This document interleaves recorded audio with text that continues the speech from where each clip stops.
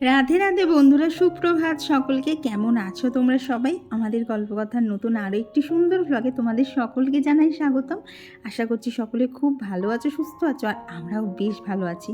অন্যান্য দিন তো তোমাদের সাথে রোজ ঝলমলে আবহাওয়ায় শেয়ার করি সকালে উঠে, তবে আজকের সকালটা ছিল একদমই বৃষ্টি ভেজা, যার জন্যে ওঠার দরকার যেখানে 6:30, সেখানে ঘুম থেকে উঠতে উঠতে প্রায় 6:45 বেজে গেছিলো। তো বুঝতেই পারছো 15 মিনিট মতো লেটে সমস্ত কিছু শুরু হয়েছে।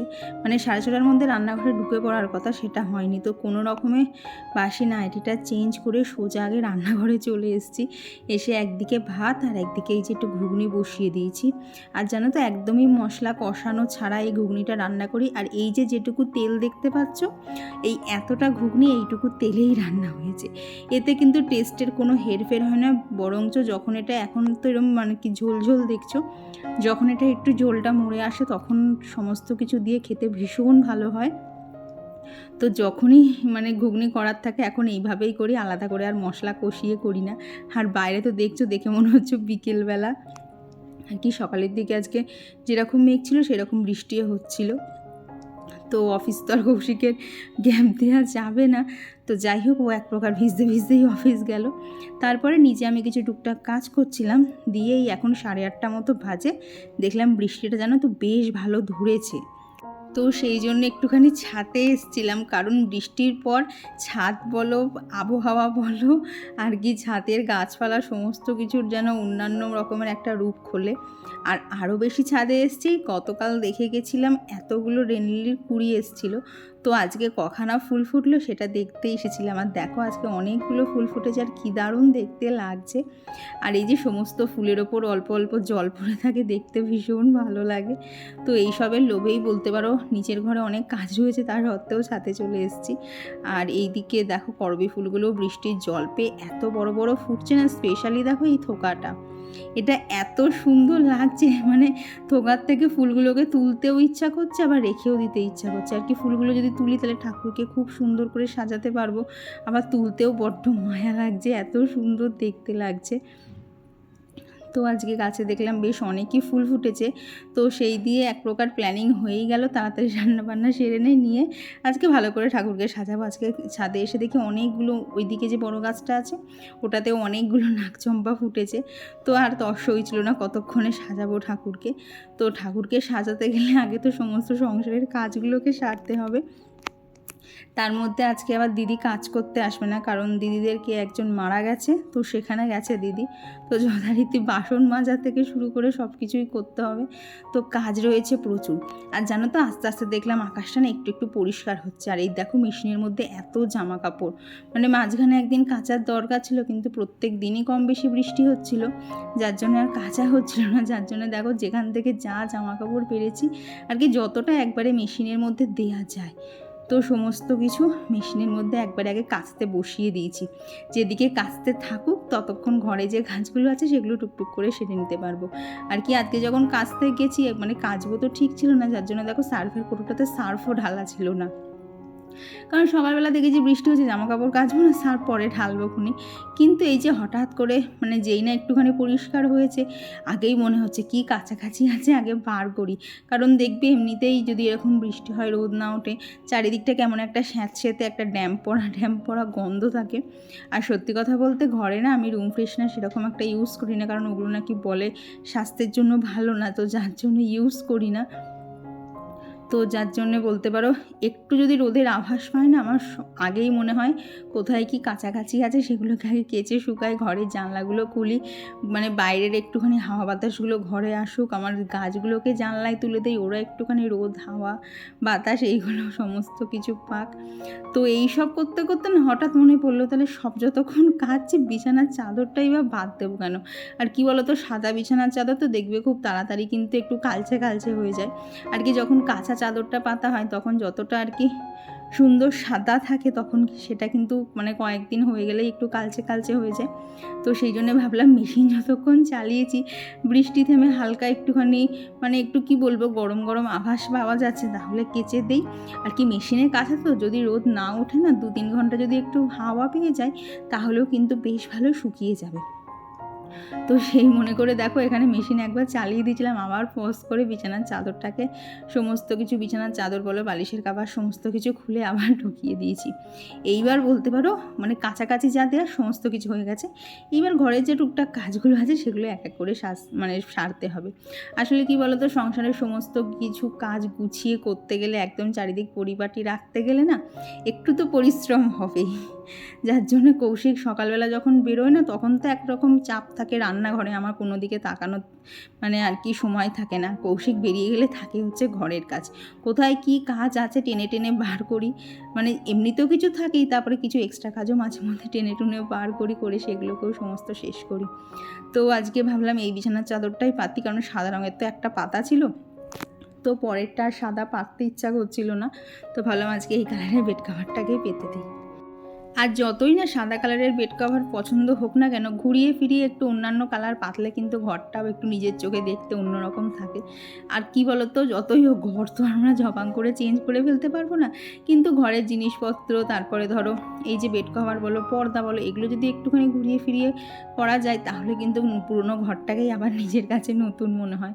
তবে জানো তো, এই যে সাদা পর্দাগুলো ঝুলছে না, এগুলোকে খুব তাড়াতাড়ি ইচ্ছা আছে খুলে রাখবো, কারণ এই বৃষ্টি টিষ্টি আসে তো মাঝে মধ্যে পর্দাগুলো ভিজে যায়, আর সাদা পর্দা তো পরে আমার কাচতে কষ্ট হবে। আর এগুলো সচরাচর আমি মেশিনে কাচি না, এগুলো হাতেই কাচার চেষ্টা করি। তো একজন দিদিভাই জিজ্ঞেস করেছিলে যে বিছানার নিচে আমি জামা কাপড় কেন দেই, তো দিদিভাই এই দেখো তোমার জন্য দেখিয়ে দিচ্ছি।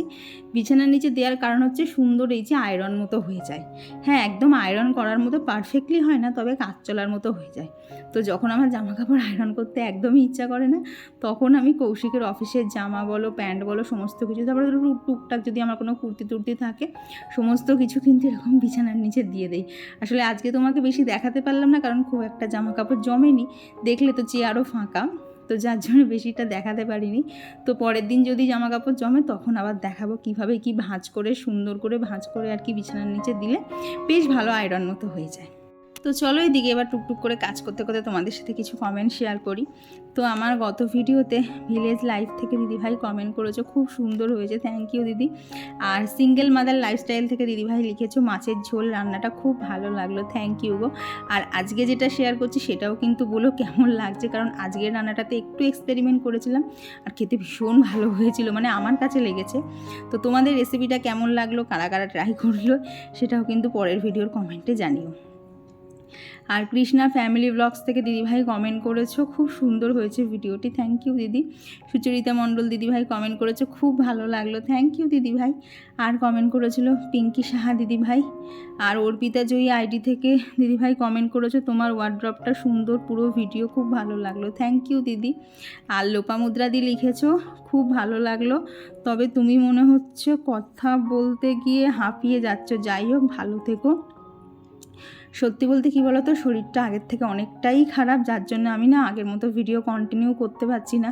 মানে 2-1 দিন যদি মানে যেরকম আগে যেরকম আর কি সমস্ত কিছু টিপটপ করে একটু যদি বেশি কাজ করছি না, পরের 2 দিন শরীরটা এত খারাপ করে যাচ্ছে আমি আর টানতে পারছি না। মানে সেই সময়টা কী মনে হচ্ছে বলো তো, কেউ যদি একটু দুপুরবেলা আমাকে খাইয়ে দিত আমার খুব ভালো হতো, মানে কোনো রকমে কাজ কটা করতে হবে তাই করছি, বাট লাস্টে আমার নিজে হাতে খেতে পর্যন্ত ইচ্ছা করছে না, শরীরটা এত খারাপ লাগছে।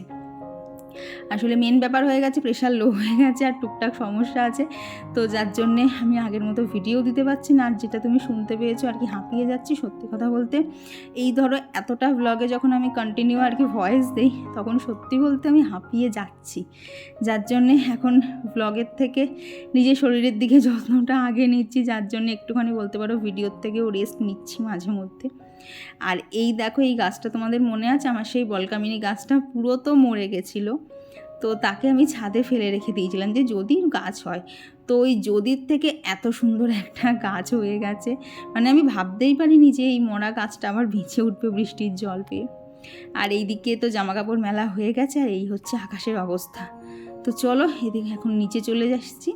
এসে এখন নিচের তো সমস্ত কাজ এখনও শেষ হয়নি, আর জামা কাপড়গুলোকে মেলতে চলে গেছিলাম। এখন এই যে আজকে সোফার এই দিকটা একটু ডাস্টিং করবো, দিয়ে আর সেরকম কিছু করব না, মানে যেদিন যেটুকু পাচ্ছি সেদিন সেটুকুই করছি।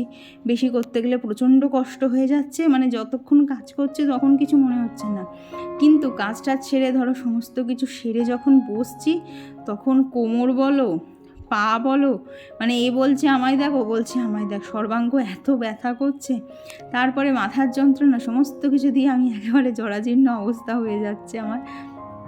তো যার জন্যে না প্রত্যেক দিনের কাজের মধ্যে একটু ভাগ করে নিয়েছি, যে পারলেও আমি করব না, কাজ যেভাবে ভাগ করে শিডিউল করে রেখেছি সেইভাবেই কিন্তু এক এক করে সমস্ত কাজগুলোই গুছিয়ে নেব, তাহলে আমার কাজ করতে অতটা কষ্ট হবে না, আমার ঘর বাড়িও আমার টিপটপ থাকবে। আর কমেন্ট করেছিল মধুমিতা দিদিভাই আর বিনীতা দিদিভাই কমেন্ট করেছো, আমার বাড়িতে মেয়ের একটা ছোট চেয়ার আছে ওই তোমার মতো জামা কাপড় রাখার। আমার মনে হয় প্রত্যেকের বাড়িতেই থাকে। আসলে কি বলো তো, সারাদিন সবসময় কি 24 ঘন্টা কাজ করতে ইচ্ছা করবে? ওই দুটো একটা জামা কাপড় হলে মনে হয় ঠিক আছে, দুটো একটা তো থাক না, পরে একটুখানি জমুক তখন গোছাবো। এই করতে করতেই দেখবে চেয়ারটা কিন্তু কখনো খালি থাকে না, তুমি যতই গোছাও, হয়তো গোছালে মানে এবেলা হয়তো গোছালে, ওবেলা গিয়ে দেখবে আবার সেই জামা কাপড়ের ঢিবি হয়ে গেছে। আর কমেন্ট করেছিল সুশীলা দিদিভাই, তো দিদিভাই লিখেছো যে তুমি কেমন আছো আর কি, আমি কেমন আছি, আর তোমার ভিডিও অনেক দিন পর দেখছি, খুব ভালো লাগলো, থ্যাংক ইউ দিদি। আর একজন দিদিভাই কমেন্ট করেছে যে কিভাবে আমি জামা কাপড় প্রপারলি ফোল্ড করি সেটা দেখাতে, ঠিক আছে গো, আমি পরের ভিডিওতে দেখানোর চেষ্টা করব। আর কমেন্ট করেছে হচ্ছে জয়িতা মিত্র দিদিভাই। আর সুলতা দাস দিদিভাই লিখেছো, দিদিভাই তোমার মনে আছে আমাকে, আমি খুব বিজি হয়ে পড়েছি আর শরীরও খারাপ, আবার রিসেন্টলি থাইরয়েড ধরা পড়েছে, তাই স্ট্রেসে আছি, তোমার ভিডিও দেখলাম একটু এনার্জি পেলাম। কি বলো তো, শরীরের ওপর তো কারোর হাত নেই, শরীর যখন তখন খারাপ হতে পারে, যার জন্য দেখো আমারও শরীরটা একটু খারাপ বলে আমি ভিডিও থেকে একটুখানি গ্যাপ নিয়েছি। কারণ দেখো সংসারের কাছ থেকে তো আমি গ্যাপ নিতে পারবো না, কারণ আমি না করলে কেউ করার নেই, তো যার জন্য বলতে পারো ভিডিও থেকেই একটুখানি গ্যাপ নিয়েছি, একটুখানি বেটার হই, আবার আগের মতো আমি ভিডিও দেওয়ার চেষ্টা করব। তোমরা অনেকেই জিজ্ঞেস করছো যে আগের মতো ডেলি ভিডিও কবে আসবে, কিন্তু কি বলতো, সংসারের কাজের সাথে সাথে ভিডিও করা কিন্তু যারা আমরা করি তারা বুঝি ঠিক কতটা প্রেশারের থাকে, কোন ভিডিওটা বা কোন শ্যুটটা আমি কোন অ্যাঙ্গেল থেকে নেব সেগুলো একটা মাথায় রাখতে হয়। তারপর প্রত্যেকটা জিনিসপত্র সুন্দর করে তোমাদের সামনে প্রেজেন্ট করা, যতটা আমার পক্ষে আর কি সম্ভব হয়, তো সেগুলো করতে গেলে কিন্তু এই একই কাজ কিন্তু করতে আর কি ক্যামেরা ধরে করতে করতে কিন্তু অনেকটাই সময় চলে যায়। তো যার জন্য বলতে পারো ভিডিও থেকে একটুখানি ব্রেক নিয়েছি, আবার ঠিক হই তখন আবার আগের মতো ভিডিও দেবো। তো এইখানে আজকে রান্না করবো হচ্ছে কাতলা মাছ, তবে এক্সপেরিমেন্টটা কী বলো তো, যেমন আমরা কাতলা মাছের কালিয়া করি না, জিরে আদা লঙ্কা টমেটো এইসব দিয়ে, তবে এর মধ্যে এক্সপেরিমেন্টটা আজকে করেছি একটুখানি না সাদা তিল দিয়েছিলাম। এটা কোথায় দেখেছি রান্নাটা আমি ঠিক খেয়াল করতে পারছি না, কিন্তু মনে হলো কাউকে যেন একবার দেখেছিলাম যে রান্নায় সাদা তিল দিতে, তো ভাবলাম তাহলে এক্সপেরিমেন্টটা আজকেই করি। আর বিশ্বাস করো গ্রেভিটা যেরকম আর কি ঘন হয়েছিল আর সেই রকম টেস্টও এসেছিল, ভীষণ ভালো লাগছিল খেতে। আর তারপর যখন এইটা খাচ্ছিলাম আর কি, দুপুরবেলা যখন খাচ্ছিলাম না, সাথে একটুখানি মানে কি গন্ধরাজ লেবু নিয়েছিলাম, বিশ্বাস করো মনে হচ্ছে পুরো বিয়েবাড়ির খাবার খাচ্ছি, এত সুন্দর লাগছিল খেতে। আর কি নিজের রান্না বলে বলছি না, বিশ্বাস করো এটা এমনি সত্যিই খেতে খুব সুন্দর লাগছিল। তো তোমাদের যদি কারো রেসিপিটা পছন্দ হয় অবশ্যই ট্রাই করো, কারণ পছন্দ হয় এই কারণেই বলছি, সবার তো আর কি খাওয়া দাওয়া সমান না, তো যদি কারো রেসিপিটা পছন্দ হয় অবশ্যই ট্রাই করে দেখো আর কেমন লাগলো আমাকে জানিও। আর রাখি পাল দিদিভাই কমেন্ট করেছো মাছের ঝোলটা খুব ভালো হয়েছে, থ্যাংক ইউ দিদি। আর কমেন্ট করেছো শতাব্দী দিদিভাই, সম্পিতা পাল দিদিভাই, আর দিদিভাই লিখেছো যে তোমারও ব্যাক পেন হচ্ছে, আমার কি একটু কমেছে? দেখো ব্যাক পেন কমাতে গেলে একটু রয়ে বসে কাজ করতে হবে, যত তুমি শরীরকে একটু একটু করে রেস্ট দেবে তত ব্যাক পেনটা কমবে। ব্যাক পেন যে কী জিনিস, মানে আমি হাড়ে হাড়ে টের পাই, যখন হয় না আমার কিচ্ছু ভালো লাগে না, মনে হয় কী করলে আমার ব্যথাগুলো একটুখানি কমবে, ব্যথা নিয়ে কাজ করা তো আরও কষ্টকর। আর মিসেস গুপ্তা আইডি থেকে একজন দিদিভাই কমেন্ট করেছো রক্তকরবী ফুলের গাছ বাড়িতে রেখো না, বাড়ির বাইরে লাগাবে। দেখো আমাদের এখানে বাড়ির বাইরে জায়গা নেই। আর তুমি ওটাকে রক্ত করবি বলছো, তো ওটা কিন্তু অ্যাকচুয়াল রক্ত করবি না, ওটা হচ্ছে একটু পিঙ্ক কালারের মধ্যে। আমি যতদূর জানি রক্ত করবির কালারটা একদমই লাল হয়, তবে আমি বুঝতে পারছি না ভিডিওতে ঠিক কেমন লাগছে, বাট ওটা লাল কালার না, ওটা কিন্তু একটুখানি ওই দুধে আলতা কালারের মধ্যে। একদম যেটা লাল কালারের রক্ত করবি সেটা কিন্তু এই গাছটা নয়। তো এখানে মাছের ওই ঝাল বলো ঝোল বলো সে রেডি হয়ে গেছে। আর তারপরে ভাবছিলাম কি করব, তো ভাবলাম চটজলদি একটুখানি ঝিঙে আলু পোস্তই করে নিই, এটাই খুব তাড়াতাড়ি রান্না হয়ে যাবে। কারণ ওই যে সকালবেলা দেখে এসেছি ছাদে অত ফুল, কতক্ষণে ঠাকুর সাজাবো আমার আর তর্স হয়েছে না। তো এখানে ঝটপট করে ঝিঙে আলু পোস্তটা ওখানে আর কি ঝিঙেটা আলুটা তেলে নাড়াচাড়া করে একটু নরম হতে দিয়েছি। আর বললাম না দিদি আজকে কাজ করতে আসবে না, দেখো বেসিনটার অবস্থা, মানে আর বাসন নামানোর জায়গা নেই। তো ওদিকে ওইগুলো একটুখানি ঢাকা দিয়ে রেখে এসেছি, এসে সেই ফাঁকে বাসনগুলোকে মেজে আবার ওদিকে আলু পোস্ত করেছি। যার জন্য বলতে পারো আমার এই তখন দিদি আসে না, এত চাপ হয়ে যায় না, মানে দাঁড়িয়ে দাঁড়িয়ে এতগুলো বাসন মাজতে গেলে আবার মানে কোমরে ব্যথার সাথেই আপোষ করতে হয়। তো এখানে সমস্ত আলু ঝিঙে নরম হয়ে গেছে, দিয়ে এখন পোস্তটা দিয়ে দিচ্ছি। তবে জানো তো আজকের পোস্তটাতে কি হয়েছে, মানে এরকম কোনো দিন আমার হয়নি। আজকে যতবার আমি ঝিঙেটা খেতে গেছি, ঝিঙেটা আমার যেন পুরো তেতো লেগেছে। মানে শশা তেতো হয় জানি, কিন্তু ঝিঙে তেতো হয় আমার ঠিক জানা ছিল না। এটা কি তোমাদের কারোর সাথে হয়েছে? তাহলে একটু কমেন্ট করে আমাকে জানিও। আর কমেন্ট করেছো লাইভ আইটি থেকে একজন দিদিভাই, আর কমেন্ট করেছো পিয়া পপি দেবনাথ দিদিভাই, আর কমেন্ট করেছো সুরবিদি। তো সুরবিদি লিখেছো আমি কচু দিয়ে মাছ করলে কখনোই আলু দেই না, কেন জানি না, আমার মনে হয় আলু দিলে কচুর সেই স্বাদটা থাকে না। একদম ঠিক কথা বলেছো গো, আমি তো আগে আলু দিতাম, তবে আগের দিনের মাছটা না আলু ছাড়া করেছিলাম, এখানে দেখেছি মাছেরও একটা সুন্দর টেস্ট ছিল আর কচুরও টেস্টটা বজায় ছিল। তো এবার থেকে ঠিক করে যে যখনই কচু দিয়ে করবো আমিও আর আলু দেবো না। আর এই দেখো আজকে গাছ থেকেই এত ফুল তুলেছি, মানে এত মজা লাগছিল না ফুলগুলো তুলতে। আর দেখো করবী ফুলের সাইজ শুধু মানে পুরো একটা হাতের আংটির মতো হয়ে যাবে, মানে একটা ফুলের সাইজে আমার 3টে আঙুল ঢেকে যাচ্ছে। তো আজকে একদম বলতে পারো মনের মতো ঠাকুরকে সাজিয়েছি, মনে হচ্ছিল আরও ফুল থাকলে আরও আমি সাজাতাম। তো আর কমেন্ট করেছো হচ্ছে দিশা ঘোষ আইডি থেকে দিদিভাই, আর কমেন্ট করেছো জিনিয়া। তো তোমাদের সকলকে জানাই অসংখ্য ধন্যবাদ। এইভাবেই আমার পাশে থেকো, কারণ আমি আগের মতো ভিডিও কন্টিনিউ এখন এই মুহূর্তে করতে পারবো না। তো তা সত্ত্বেও বলবো তোমরা প্লিজ পাশে থেকো, কারণ তোমরা যদি পাশে না থাকো আমার ভিডিও করার এনার্জিটাই হারিয়ে যাবে। তো আমি চেষ্টা করছি আগের মতো দেওয়ার, দেখি কবে কি করতে পারি। তো আজকে কিন্তু যে মানে বলো সমস্ত ঠাকুরকে সাজিয়ে কেমন লাগছে, মানে আজকে তো আমি মন ভরে সাজিয়েছি। তোমরা হয়তো এই ভিডিওটা মানে ঠাকুরের সাজানোর ভিডিওটা হয়তো 5 কি 10, হয়তো খুব বেশি হলে 5 মিনিট দেখেছো, কিন্তু আমার সমস্তটা করতে সাজিয়ে গুছিয়ে পুজো দিতে আধ ঘন্টা মতো লেগেছে। মানে এবার আধ ঘন্টা সাজানোর পর আমার তো মনেই হচ্ছিল না যে ওখান থেকে আমি উঠি। সমস্ত কিছু দিয়ে ঠাকুরকে আজকে এত সুন্দর দেখতে লাগছিল, তারাও তোমাদেরকে ফাইনাল লুকটা দেখাচ্ছি। আর তার থেকেও আনন্দের কী ছিল বলো তো, এখানে বেশিরভাগ ফুল বললে এই টুকটাক গাঁদা ফুলগুলো বাদ দিয়ে সমস্ত ফুল কিন্তু ছিল গাছের, নিজে হাতে গাছের থেকে টাটকা ফুল তুলে সেই ফুল দিয়ে ঠাকুরকে সাজানোর মানে মানে কী বলবো, মানে মনের শান্তিটাই একটা অন্যরকম থাকে। দেখো আর নাকচম্পা দিয়ে ঠাকুরকে এত সুন্দর সাজানো যায় আর কি, ফুলগুলো সাদার মধ্যে বড় বড়, তো ভীষণ ভালো লাগে নাকচম্পা দিয়ে ঠাকুরকে সাজাতে। তো এখানে আজকে একদম মন ভরে সাজিয়েছি, জানি না গো আবার কবে এতগুলো ফুল ফুটবে। আর কি বৃষ্টি হচ্ছিলো তো যার জন্য এত ফুল একবারে ফুটে গেছিলো। তো কেমন লাগছে সব ঠাকুরকে দেখতে অবশ্যই কমেন্টে জানিও। আমার তো সব থেকে মায়া লাগছিল সন্ধেবেলা ফুলগুলোকে তুলতে, দাঁড়াও সন্ধেবেলারও কিছু ক্লিপ নিয়ে রেখেছি, শেয়ার করছি। তো তারপর পুজো টুজো হয়ে গেলে খাওয়া দাওয়া কমপ্লিট করে চলে গেছিলাম হচ্ছে ছাদে। বৃষ্টি দেখলাম 1 ফোঁটা 2 ফোঁটা পড়ছিল, তো জামা কাপড় সব মোটামুটি শুকনোই ছিল, তো বাদ বাকিটা এই যে ঘরেই শুকিয়ে যাবে। আর এই দেখো দুপুরবেলা ফল কেটেছে, কিন্তু বললাম না দুপুরবেলার দিকে একদমই শরীরটা ভালো লাগে না। তো ওই দুপুরের কাটা ফল খেতে খেতে আর কি ঢাকা দিয়ে রেখেছিলাম, খেতে খেতে আমার প্রায় সন্ধ্যের আগ দিয়ে হয়ে গেছে। তো তারপর নিচে এসে এখানে সন্ধ্যেটা দিয়ে নিয়েছি। আর এই দেখো ফুলগুলোর অবস্থা এখনও পুরো টাটকা রয়েছে, ফুলগুলো তুলতে যে কী মায়া লাগছিল, মনে হচ্ছিলো আরও যদি কিছুক্ষণ রেখে দিতে পারতাম ভালো হতো।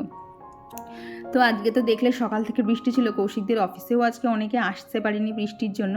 তো কৌশিক বললো তাড়াতাড়ি চলে আসবে, আর কি বলেছে এটা দুপুরের বেলার দিকেই। তো তখনই আমি ছোলা আর মটর ভিজিয়ে রেখেছিলাম যে যতক্ষণ দুজনা মানে ও বাড়ি চলে আসছে তাহলে দুজনা মিলে বাড়িতে বসে বেশ ভালো ফুচকা খাওয়া যাবে।